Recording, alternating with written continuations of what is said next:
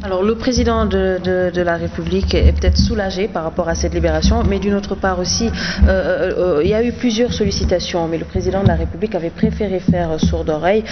Aujourd'hui, est-ce que c'est pas parce qu'il y a plus d'enjeux par rapport à sa réélection? Je pense que le Sénégal n'est pas dans une situation économique reluisante, il faut le reconnaître. Et ajouter maintenant des contentieux politiques à l'appel, c'est vraiment un goulot d'étranglement pour le président de la République. Je pense qu'il faut rebondir sur une question qui est très importante.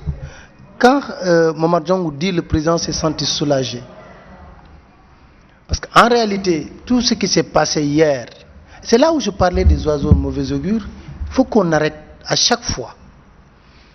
Quand il y a quelque chose lié à un acte posé par le président de la République, que des personnes sortent dans les médias pour parler comme si c'était une victoire du président Macky Sall. Dire par exemple que oui, Khalifa Sall a introduit une demande de grâce, Macky Sall a donné une suite favorable à cela, je dis, c'est en retour reconnaître une chose, qu'il n'a pas les qualités de grandeur d'un homme d'État, la magnanimité d'un homme d'État, qui peut regarder que la situation exige de lui qu'il puisse jouir de ses prérogatives constitutionnelles et gracier des personnes sans leur demande. C'est très clair. Si on reconnaît que, oui, pour que le président de la République puisse gracier les Mbaye Touré, les Khalifa Sall, oui, c'est eux. On a entendu cette polémique que je trouve inutile, qui a été, je pense, alimentée par le ministre même de la Justice. Malick Sall. Malick Sall. Et c'était, à la limite, ça m'a fait rire, parce que j'ai dit, mais, nom de Dieu, si vous dites que, oui, c'est sur la demande de Khalifa Sall, en retour, reconnaissez que vous dites, de manière subtile, que le président de la République n'a pas la grandeur d'un homme d'État, la magnanimité d'un homme d'État, capable de se lever au-dessus des contingences pour dire que le pays a besoin d'être pacifié. Même si Khalifa Sall, même si Mbaye Touré ne me demandait pas ça, c'est des prérogatives constitutionnelles, je décide moi-même de les gracier. Bref, c'était une parenthèse par rapport à cela. Mais je crois qu'en réalité, aujourd'hui, on a commencé un dialogue national, un dialogue politique. Mais, comme on dit, il y a beaucoup d'obstacles à surmonter par rapport à ce dialogue. Et le fait d'avoir des contentieux et des prisonniers qui se considèrent comme des détenus politiques, d'ailleurs, c'est tellement vrai que quand vous regardez les réactions des autres maires des différents pays du monde, des maires francophones, j'ai eu à lire des déclarations où des maires disent que nous sommes soulagés d'apprendre la libération de notre ami et frère Khalifa Sall, un détenu politique. Et Anne Hidalgo disait, mairesse de Paris, que c'est un vent de réconciliation pour le Sénégal. Oui, très bien, mais je veux dire, le fait d'appeler Khalifa Sall un détenu politique porte atteinte à notre démocratie. Ça, il faut le reconnaître. Il faut savoir tirer des leçons par rapport à ce que nous avons vécu.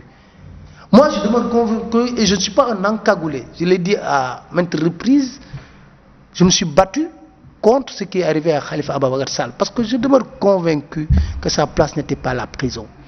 On a instrumentalisé une justice pour un règlement de compte politique. Et j'avais toujours l'habitude de dire aux juges, le jour où Macky Sall, politiquement, va sentir la nécessité de libérer Khalifa Sall, je pense qu'il ne va pas recueillir votre avis. Et ce qui est arrivé hier.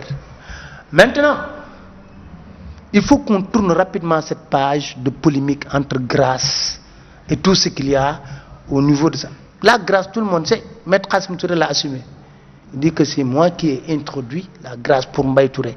Et le président de la République n'a fait qu'élargir cette grâce au bénéfice de Khalifa Ababacar Sall et les autres. Bref, Khalifa Sall sort de prison.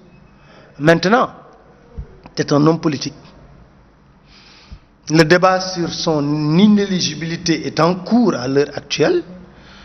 Le président Macky Sall, vous savez très bien qu'en matière de stratégie politique, il a toujours une arme qu'il garde contre ses adversaires. Je ne crois pas, d'ailleurs, la grâce présidentielle, il y a déjà le débat. Ça suscite un débat.